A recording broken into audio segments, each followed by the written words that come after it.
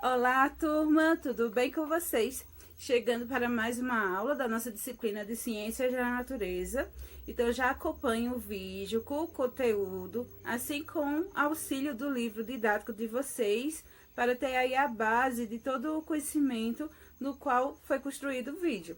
Depois, vocês têm atividades sobre o conteúdo em seguida. Então, não deixem aí de fazer a atividade proposta. Em caso de dúvidas, eu estou disponível para esclarecer.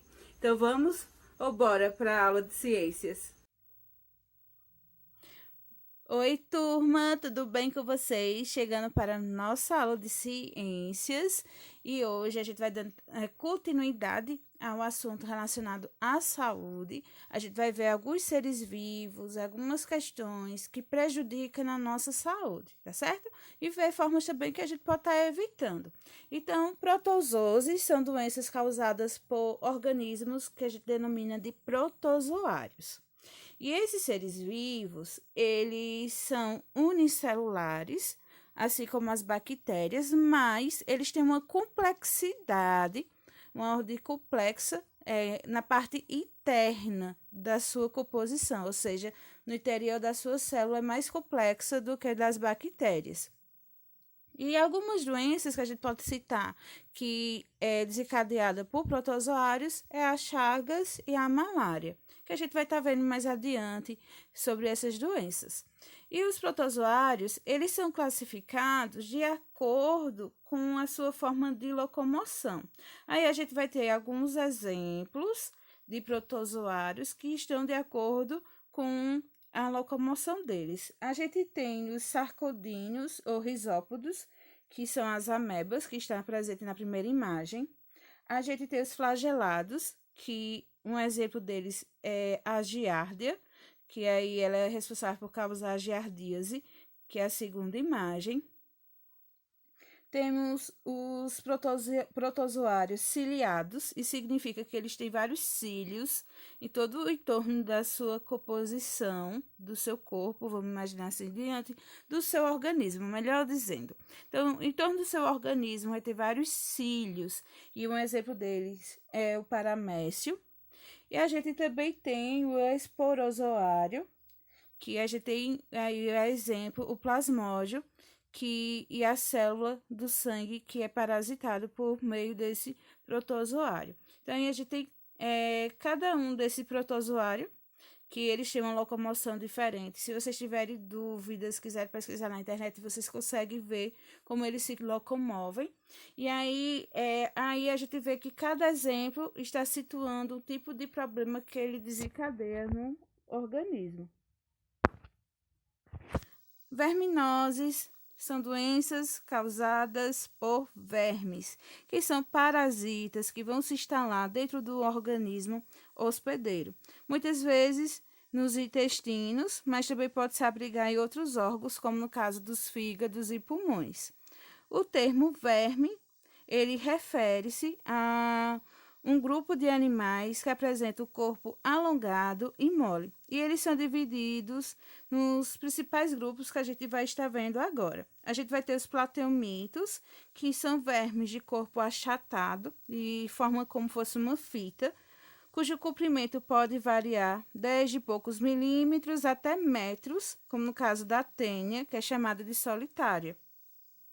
E aí a gente tem a imagem dessa tênia.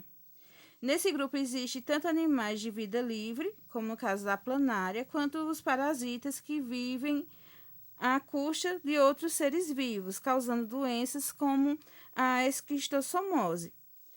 Os plateumitos parasitas absorvem pela superfície do corpo o alimento previamente digerido pelo hospedeiro. Entre outros plateumitos parasitas que causam prejuízos à saúde, temos o esquistossomo e a tênia. Então, a gente vai ter aí no grupo dos plateumitos aqueles que têm vida livre e aqueles que vivem abrigados, alojados dentro do corpo de um hospedeiro, retirando os nutrientes já pré-digeridos por ele. E aí vai trazer alguns prejuízos para esse indivíduo. E a gente vai ter também os nematóides, que são vermes de corpo já cilíndrico, afilado nas extremidades. Antigamente chamados de nematelmintos. Os nematóides, que se alimentam de pequenos animais e plantas, habitam tanto a terra quanto águas doces e água salgada. Entre os nematóides estão alguns dos parasitas mais comuns que causam prejuízo à saúde do ser humano e de outros animais, como a lombriga, o oxíoro, a filária e o ancilóstomo. Então, são doenças causadas por vermes, e aí a gente tem a identificação deles, né? Aí a gente tem a imagem do oxíoro, que no caso é um verme causador da oxiorose no ser humano. E aqui a gente temos micoses. As micoses não são doenças causadas por vermes, são causadas por fungos. Estes podem infectar nossa pele e se multiplicar, provocando micoses. Essas infecções ocorrem em partes úmidas e quentes do nosso corpo, sendo comum nas virilhas, entre os dedos, principalmente os dos pés, que aí a gente tem que ter a necessidade de fazer a secagem, principalmente após o banho, né, uma medida de higiene, e também no couro cabeludo. Por essa razão, para se prevenir micoses, é preciso garantir que a pele esteja sempre limpa e seca. Assim como a gente precisa secar os nossos pés, a gente também, principalmente as meninas, tem que ter o hábito de secar os cabelos depois de lavados, para poder, assim, ele fazer a sua secagem e não ficar ali um ambiente úmido propício para a formação e geração de micoses. Aí a gente tem um exemplo da candidíase oral, ou sapinho, que é causado pelo fungo Candida albicans. E o que são fungos, né? Vocês já procuraram, já viram fungos? Eles não só causam doenças, tá? Eles também têm uma importância nas indústrias. E a gente vai ver que esses seres vivos, eles têm tamanhos bastante variados. Eles podem ser unicelulares, ou seja, ter uma única célula, mas também pode ser pluricelulares, ou seja, com mais de uma célula. Eles não são plantas, como muitas vezes quando a gente olha para um cogumelo, a gente associa logo a uma planta, mas o cogumelo é um exemplo de um fungo que não realiza a fotossíntese, é um ser vivo que, vamos dizer assim, é heterotrófo, ou seja, obtém energia a partir de outros seres vivos. Eles podem ser decompositores, que é importante, principalmente para o equilíbrio ambiental, fazer a limpeza do ambiente e devolver os nutrientes para o ambiente, né? Estão presentes no solo, associado com outros seres vivos, e podem também serem seres vivos parasitas que vão gerar aí prejuízos nos seres vivos, causando doenças a animais, como também plantas. E a gente tem uma utilidade para os fungos, desde a fermentação de algumas bebidas, como também a gente tem a questão deles presente no solo, como bem a gente pode encontrar alguns alimentos que têm um gosto característico por conta deles. Então, os cogumelos comestíveis, a gente consome, é um exemplo de fungo. A gente tem os queijos, que também tem um gosto que é característico por conta dos fungos. O salame, o gosto do salame é dado por conta dos fungos que vão estar sobre a superfície da carne, que vai estar ali por um tempo. Então, tem várias utilidades nas indústrias, não só alimentícia, mas a gente vai ver também farmacêutica, que faz o uso dos fungos. Então, são seres vivos que geram doenças, mas também, assim como as bactérias que a gente viu na aula passada, que têm uma importância no processo industrial. Então, a gente tem um antibiótico, que é um medicamento que é utilizado para conter ou combater organismos parasitas, principalmente bactérias patogênicas, assim como também pode ser usado contra fungos, protozoários e vermes. As doenças já causadas por vírus não podem ser tratadas com o uso de antibióticos, como a gente já viu na aula passada. E o antibiótico, à base de fungos, o primeiro a ser descoberto foi pelo médico Alexander Fleming, que ele é um bacteriologista que estava buscando desenvolver um medicamento que combatesse algumas espécies de bactérias. E por eventualidade, após o início da Segunda Guerra Mundial, ele conseguiu produzir um medicamento com base em fungos. Ou seja, ele estava fazendo experimentos e depois de algumas observações, ele viu que o fungo era capaz de conter o desenvolvimento dessas bactérias. E um erro nosso geralmente se dá em tentar conter algumas doenças, a tomar antibióticos sem um devido encaminhamento médico e também fazer com que esse tratamento indicado pelo médico não seja cumprido, né? Às vezes o médico passa o medicamento, a gente acaba interrompendo ele e isso faz com que as bactérias elas fiquem de forma mais resistentes porque a gente realmente não tratou como deveria. Então, quando o médico ele caminha para fazer o uso de antibiótico, a gente tem que mesmo aliviando os sintomas que a gente está sentindo, fazer todo o uso do medicamento conforme ele indicou, tá certo? Porque as superbactérias estão aí, as bactérias resistentes. Então, a gente toma um antibiótico agora que tem determinada função e ele já é forte.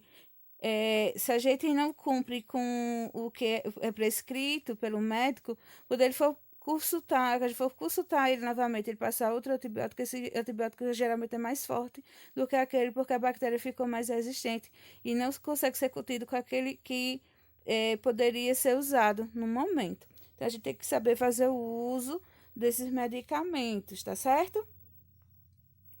A poluição e contaminação. Existe uma diferença para esses termos.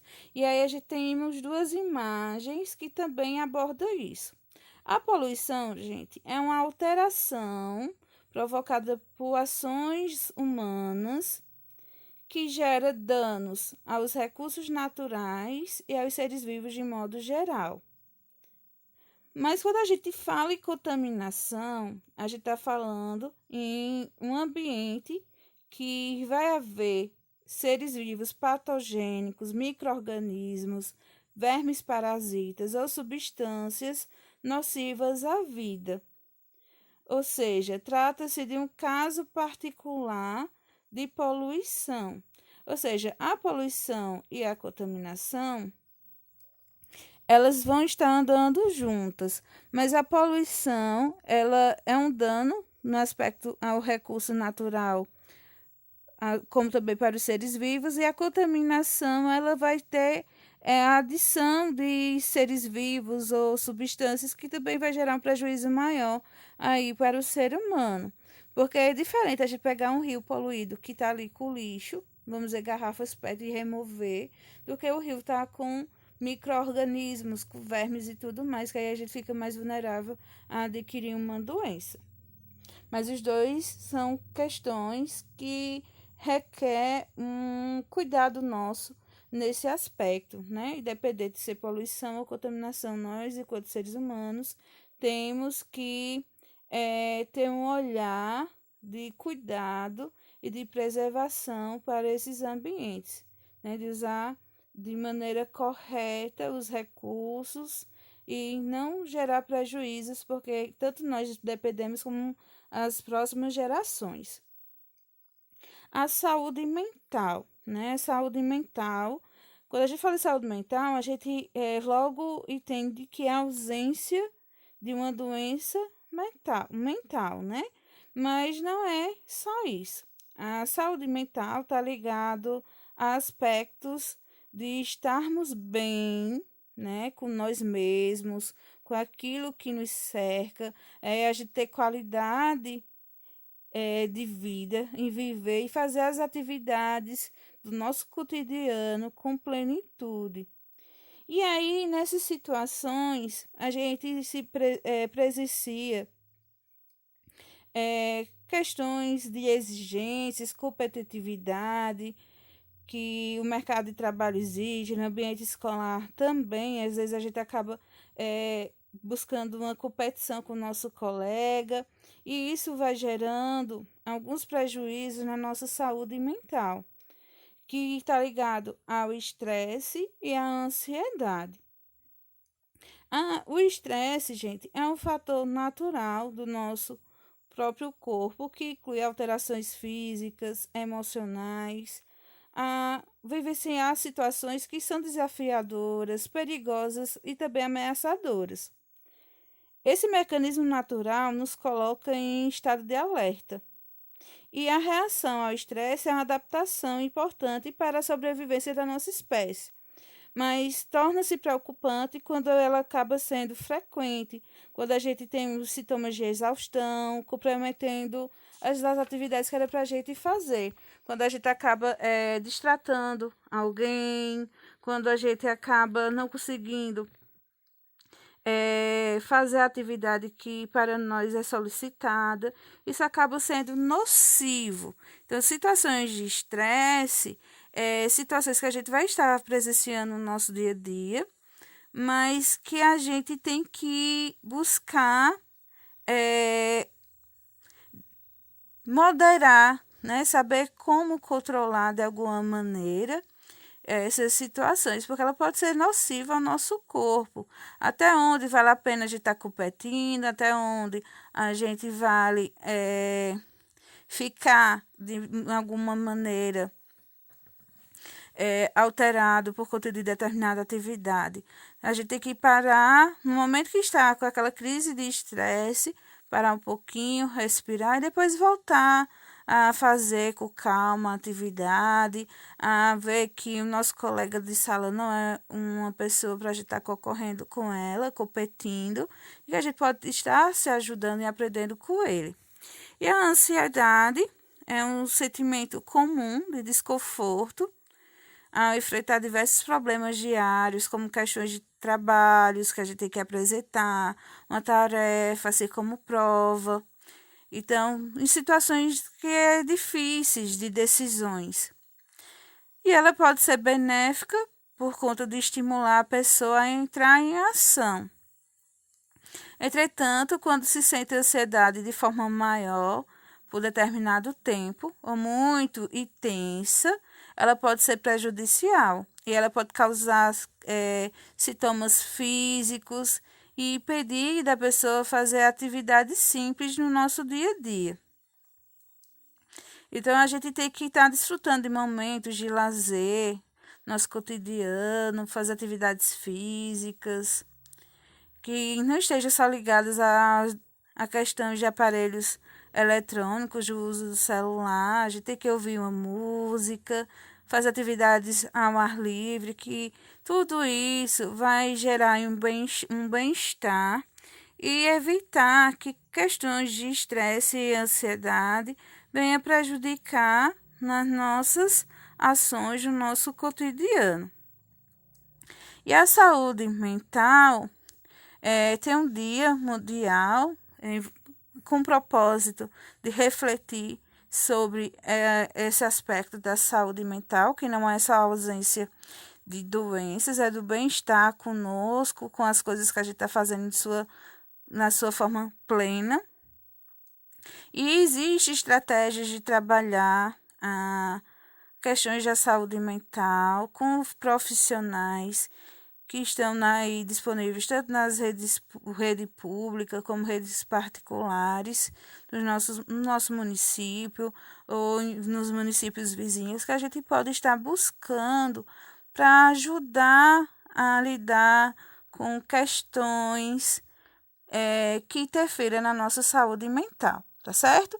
Então, quando a gente sentir que algo está diferente no nosso comportamento ligado ao estresse, a ansiedade, sempre é interessante a gente reconhecer isso e procurar a ajuda de um profissional, tá certo? Então, vamos deixar mais o celular de lado. E quando a gente for sair para ficar com um amigo, com amiga, a gente aproveitar mais aquele momento que é real, né? De estar ali, do que estar mexendo no celular. Tira uma foto só para registrar, para ficar como lembrança. Mas a gente ter o cuidado de aproveitar aquele momento na sua plenitude em si, tá certo? Então, gente, bons estudos. Eu espero que vocês tenham compreendido o conteúdo e, caso de dúvidas, eu estou disponível para esclarecer, seja da atividade ou seja do conteúdo em si, tá certo? Estamos aqui para aprendermos juntos, vocês comigo e eu com vocês. Então, usem a máscara, mantenham o distanciamento social e não esqueçam de fazer a higienização das mãos. Um forte abraço e se cuidem.